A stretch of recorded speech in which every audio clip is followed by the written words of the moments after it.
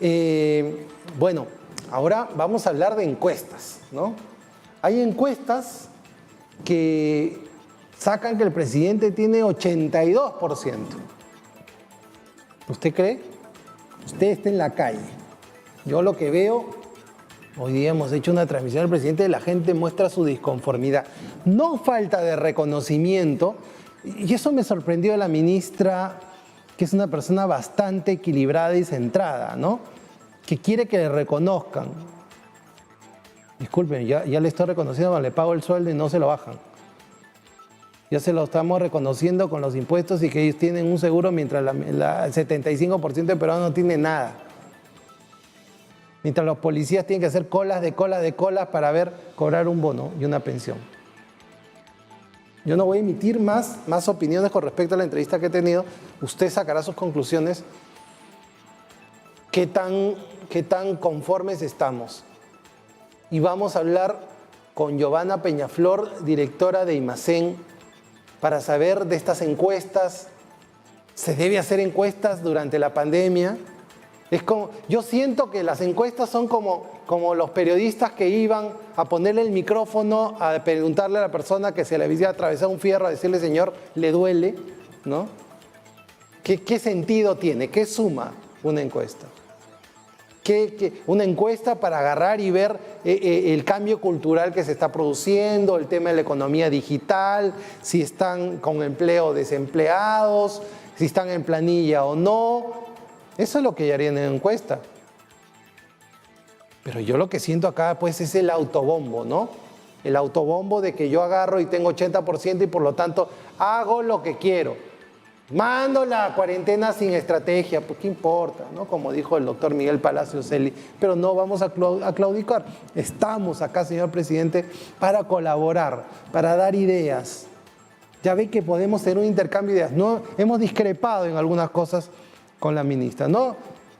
Como el bono universal, ¿no? El bono universal que no abarca 25% no es universal, pues, ¿no? Si maulla y tiene bigotes, no es perro, es gato. Hay que decir las cosas como son. A ver, vamos a ver algunos cuadritos ahí de las encuestas, ¿no? A ver, el señor director, por favor. A ver, ahí dice popularidad del presidente de la República, ¿no? 82% ha levantado. La desaprobación baja al 9%, ¿no? No saben, no opinan, no saben que hay pandemia, no saben qué pasa en el Perú, 9% también. Listo. A ver, otro cuadrito que tienes por ahí. El ministro de Salud, 64% de aprobación, ¿no? Desaprueba 23%, no sabe, no opina 13%. De verdad, sáquenme esos cuadros, por favor, de verdad. Ponme a Giovanna mejor. Giovanna, ¿ya estás con nosotros? Giovanna, ¿cómo estás? Hola Miguel, ¿cómo estás? ¿Qué tal? Muy bien, gracias. Gracias por la invitación. No, gracias a ti primero. Antes de entrar a las encuestas, las cuales no me parece que para mediciones, para ese tipo de cosas internas, para ver los impactos, para ver temas sociales, yo creo que es muy útil, pero para ver la popularidad del presidente y soltarla así. Y segundo, y la primera pregunta que yo te hago, Giovanna, ¿hay metodología que se pueda aplicar en este momento para hacer una encuesta como la que se han estado realizando en esta pandemia? A ver, las encuestas online están hoy día vigentes en el mundo. El país publica encuestas online. Hay también encuestas telefónicas, los cuales requieren para tener un nivel de credibilidad el contar con una base de datos de teléfonos celulares, porque en países en que se realizan básicamente en teléfono fijo hay un proceso de presentación. Yo creo que las metodologías están, creo que hay que demandar adecuadamente las cifras según la metodología que se aplique.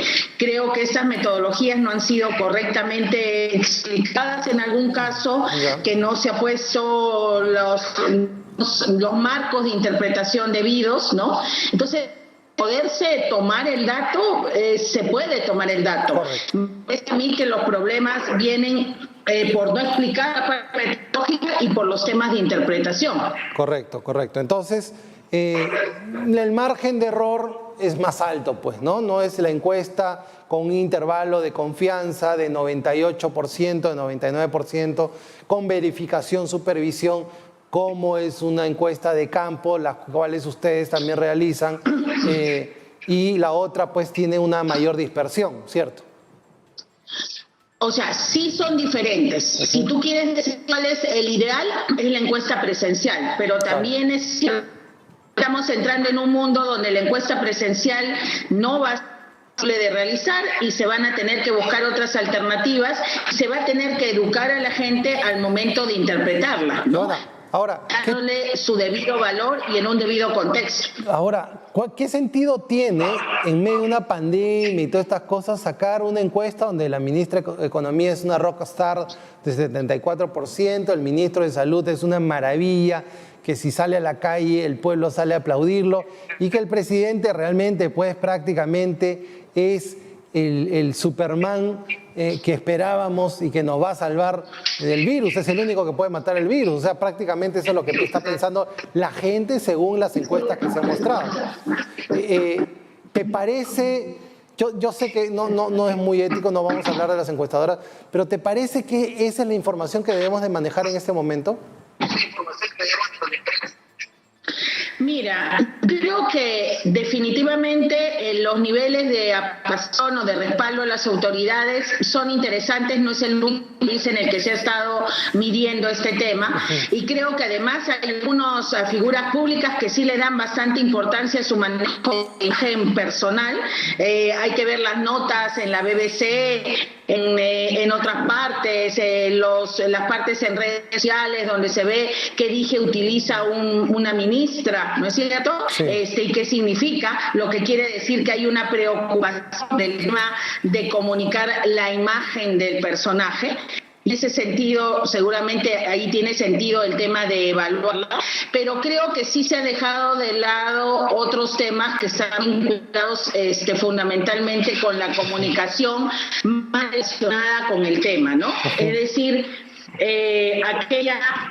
aquella información que tiene que ver fundamentalmente con qué conoce la gente del virus, qué conoce la gente de los servicios, los comportamientos que se deben dar. Yo creo que esa comunicación desde el gobierno ha estado muy mal, ¿no? O sea, es decir, no se ha establecido, con claridad, objetivos en ese tema, no se han trabajado y probablemente por eso no se están midiendo. Ahora, esto se ha referido mucho a las discusiones que habían con respecto a la popularidad de Fujimori en la época del terrorismo, ¿no? También había mucha discusión sobre si los porcentajes de aprobación de Fujimori eran o no eran los ciertos y qué significaba. Y creo que allí es importante entender qué significa un nivel de aprobación de esa magnitud hoy en día, cuando básicamente estamos en una crisis y se produce lo que se llama envolver en la bandera a quien lidera de alguna manera el enfrentamiento con la crisis. Y esto no solamente ocurre en el Perú, sino en la mayor parte de países. O sea, se tiene que realmente hacer una performance muy mala, como la que ocurre hoy día en el Ecuador con Lenín Moreno, para tener niveles de aprobación bajísimos. Veamos, Duque subió, a pesar de que cuando empezó la pandemia estaba con bajo nivel de popularidad. O sea, estamos en un fenómeno donde un sector importante de la gente no quiere cuestionar. Todos han subido. Angela Merkel, 72% a un año de su salida, cuando se hablaba antes de la crisis de que prácticamente era insostenible que la canciller alemana tuviera la legitimidad de continuar y tenían más bien que adelantar las elecciones. Ahora prácticamente como que los pueblos se han solidarizado con sus gobernantes, se han sensibilizado, ¿no? Es lo que ocurre en las épocas de guerra, ¿no? No olvidemos que en Estados Unidos, después de las Torres Gemelas, también se produjo esas filas alrededor del entonces presidente. Es decir, en términos generales, eso se da, pero tiende a bajar, ¿no es cierto? Porque suelen haber expectativas insatisfechas. En un análisis que nosotros hemos hecho cualitativo, más bien a través través de Focus Group Digital vía Zoom, queda bien claro cuáles son las posiciones de quienes aprueban y quienes desaprueban. Quienes aprueban generalmente son los que valoran el tema de haber dado rápidamente la cuarentena y punto. O sea, esa decisión, esa medida les pareció crucial, se quedan allí y generalmente no analizan como, o sea, las otras medidas que se han venido dando, el nivel de efectividad que se hayan tenido, mientras que quienes desaprueban están más bien analizando la performance, ¿no? Están más en el tema de que los bonos no se han llegado a entregar, en el nivel de aglomeraciones que se generó, en que los alcaldes recibieron dinero pero no instrucciones precisas de cómo gastar, o sea, se fijan en la implementación de las medidas. Ahora, también hay que tener en cuenta de que en este envolver al presidente en la bandera tienen que ver mucho cómo se comporta gran parte de los medios de comunicación, ¿no? Que durante gran parte de la cuarentena han sido bastante benevolentes con el gobierno. Así es. Y Giovanna, ¿tú sientes que la gente en esta benevolencia también que tienen con él, con este espíritu de cuerpo que se tiene en un estado de guerra, como bien mencionas, dice, por ejemplo, ¿qué importa si me muero de hambre? Yo voy a apoyar a mi presidente. O sea, eso es lo que me está diciendo la encuesta, ¿no? Mira, estoy mal, estoy fregado, pero bueno, todos estamos fregados. A ese nivel de martirologio estamos los peruanos. El 80% por lo menos, como dice el presidente. Yo creo que en principio hay que tener en cuenta que probablemente todas las mediciones de las que estamos hablando subalúen el sector más pobre, ¿no es cierto? O sea, es decir, que están básicamente orientadas o digamos, dándole un peso mayor a aquellos que tienen un nivel de, digamos, de seguridad o que están en las condiciones de poder decidir quedarse en su casa, menos, ¿no? E incluso además uno lo ve entre los niveles de acuerdo con la medida y los niveles de cumplimiento que ve de la medida, ¿no? Es decir, aparece 80%, por decir una cifra, porque no la tengo en la cabeza, con el tema de la cuarentena, que se extienda. Y sin embargo, cuando uno va a las calles, ve que los niveles de cumplimiento no son tan extensos, ¿no? Que es mayor. Entonces, yo lo que creo es que en realidad hay una sensación de qué ganamos con criticarlo, qué ganamos con funcionarlo, los problemas vienen de antes, y en ese sentido sí creo que ahí tienen que analizar todo, digamos, los partidos políticos que han ejercido el poder antes terminan siendo desgastados por la situación actual, ¿no? Adicionalmente de los problemas que ya se venían, está solo, no aparecen liderazgos alternativos. Esto no es una Colombia donde hay un alcalde, una alcaldesa de Bogotá que digamos, presencia y autoridad, no es Ecuador donde finalmente el gobierno le deja a los alcaldes definir la situación, y allí tienes un alcalde que tiene un liderazgo, que compra pruebas, que lleva pruebas. Entonces estamos hablando de un país en el que realmente lo único que aparece es el presidente de guerra. Entonces es como que le pidas a la gente que suelte el último madero al que se está sujetando, ¿no? Y eso no tiene tanto que ver con cualidades del madero, sino tiene que ver con las circunstancias que se viven. Entonces yo creo que el problema es interpretar que hay un cheque blanco alrededor de Vizcarra, que la gente está totalmente satisfecha con la forma que se está haciendo, que no está pidiendo cambios en la estrategia, o que no está preocupada por las cifras, o que incluso a veces no las cree, que si bien es cierto, hoy día todavía los ministros funcionan más como switcher, porque también ahí, o sea, hay diferencias, ¿no? Uno podría ver en el tema cualitativo, por lo menos lo ve, que el presidente es una cosa y los ministros otra. Así es. Y en ese sentido, si bien el tema de los... Sí, dime. Sí, y tú sientes que esa realidad, porque son dos percepciones, ¿ah? Hay percepciones de los que ya han tenido casos en la familia, de los que están en la calle y ven la situación que se está dando, y otra es de la gente que está confinada, que es la gran mayoría. O sea, también hay un 80% de personas que acatan la cuarentena, están en sus hogares, y un 20% que se moviliza. ¿Qué impacto va a tener esto inmediatamente termine la cuarentena? Mira, yo creo que incluso estamos viendo ya fenómenos importantes o interesantes, ¿no? Uno de ellos, por ejemplo, retorno al interior del país que nos habla de la búsqueda de soluciones individuales. Es decir, yo ya no espero que tú me ayudes, no espero que tú me des nada, tampoco te metas con, ¿no es cierto? Porque yo he decidido hacer esto. Eso que para el sector formal, digamos entre comillas, del país les parece genera un montón de problemas, finalmente tal vez es la válvula de escape que impide que explosión social, ¿no?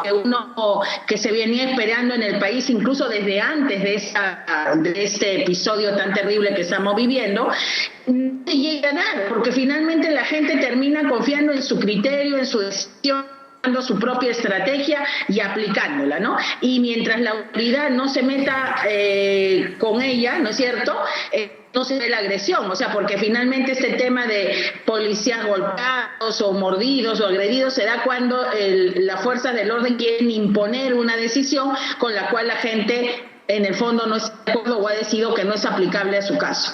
Ahora, yo sí creo que hay una diferencia vale la pena analizar entre quienes tienen parientes que han sido afectados y quienes no, porque uno ve que en aquellas dinámicas donde hay personas que tienen casos de personas conocidas que han sido infectadas o que incluso han muerto, desaparece este tema de culpabilización de la víctima. ¿No es cierto? Que se ve tanto en redes sociales y tanto en los medios de comunicación. Entonces, cuando comienzan a ver que cae al costado de uno que es muy cercana, ese tema, la culpa la tienen los que salen, ¿no es cierto? O los que no han obedecido, que fuera, va bajando de nivel y eso va a ser un momento crítico para el gobierno porque va a abrir el espacio para otro tipo de cuestionamientos. Correcto, Giovanna. Y la última. Acabamos de hablar con la ministra de Ambiente y nos dice, la culpa la tienen los que van a comprar, la culpa la tienen los irresponsables, la culpa la tienen los irresponsables, la gente, el gobierno no tiene responsabilidad. ¿Cómo es? ¿Quién tiene responsabilidad acá o quién no la tiene? Mira, es que justamente yo creo que el gobierno sí ha sido muy efectivo en plantear el marco en que va a ser evaluado. Y el marco en que es evaluado es el marco donde nosotros hemos heredado, ¿no? Como si el gobierno hubiera empezado ayer y no 2 años atrás. Hemos heredado esta situación, en la pandemia, no podíamos hacer nada. El 15 de marzo hemos empezado el gobierno. Exacto, casi como que hubiera empezado ahí, efectivamente, y eso ha tenido acogida porque ha sido un tema el cual se ha, creado una cosa que se llama la espiral de silencio, ¿no? Quienes cuestionan eso son rápidamente acallados, casi patriotas o simplemente criticones de balcón que no ofrecen soluciones. Entonces, ese es parte del tema, ¿no? Y entonces no aparece la crítica no, es que dijeron que iban a salir un día los hombres y otras mujeres y creó un gran problemón, ¿no es cierto? Una gran concentración, algún impacto ha tenido que tener en las cifras. No, es que el horario de atención que se dio es como si alguien lo hubiera decidido a su libre albedrío y no tuviera que ver con decisiones del gobierno como el tema del toque de queda. Es que no podemos agarrar y diferenciar no podemos saber realmente cuánto de la población está contagiada o no, lo cual no se puede saber tomando pruebas porque no es un muestreo, como se suele decir o como alguna vez les es decir, las muestras no son muestras, o sea, allí están diciendo generalmente a los que tienen síntomas, a los que están con problemas. Se debería hacer una muestra representativa del país para saber cuál es el nivel real de contagio. Lo acaban de hacer de Guayaquil tarde, pero lo han hecho. Esperar llegar a la misma situación para hacerlo. Entonces, hay así una de heridas que finalmente van pasando como por agua tibia, ¿no es cierto? Simplemente desapercibidas, y entonces la gente finalmente se va consolidando un deber ser donde el presidente hace lo que puede, el gobierno hace lo que puede, cuando tú diferencias Estado de gobierno, la gente se permite más críticas, ¿no? Y yo creo que eso finalmente depende de todas las cosas que te he mencionado. Correcto, Giovanna. Muchísimas gracias por tu participación. Esperemos ver qué pasa. Esperemos primero salir todos, ¿no? Al margen de que estemos o no de acuerdo con algunas medidas, sí. Hay que ver cómo proponemos algunas ideas, hay que ver cómo corregimos. ¿Sientes que escucha el gobierno? ¿Se escucha o está en el cono del silencio? No, hoy día justamente el presidente... A ver, yo creo que hoy día el presidente decía porque él escucha a todos en sus casas, escucha a todo el mundo, ¿no es cierto? Sí, sí. Fue una suerte de discurso así que lo ponía casi como omnisciente, ¿no? O sea, está en todas partes escuchando. Y la verdad que yo creo que no. O sea, yo creo que no hay es más, o sea, te diría que muchas de las decisiones adoptadas no hay un conocimiento de la realidad, de la idiosincrasia peruana, como si, y lo cual sorprende, porque hay muchos especialistas allí que tendrían que tener un mayor conocimiento de cómo operan las cosas en la realidad, que en muchas de las decisiones se ve eso, se ve falla. Okay, y por tanto contacto con la gente. Bueno, vamos a ver los resultados. Al final los resultados serán los que mandarán con respecto a esta situación, pero lo que sí esperamos y le deseamos éxito al presidente, a todos los peruanos le deseamos éxito para que salgamos bien de esta situación, con lo difícil que va a ser y con la reconstrucción que vamos a tener que comenzar a partir del primer día que empecemos a salir. Muchas gracias, Giovanna, por tu participación. Bueno, ha sido Giovanna Peñaflor, directora de IMACEN. Hemos hablado de encuestas, hemos hablado de aprobación. Ahora llegó el momento de decir adiós acá en UCI en Casa. Ya nos vemos en unos minutos nomás en UCI Noticias, edición central.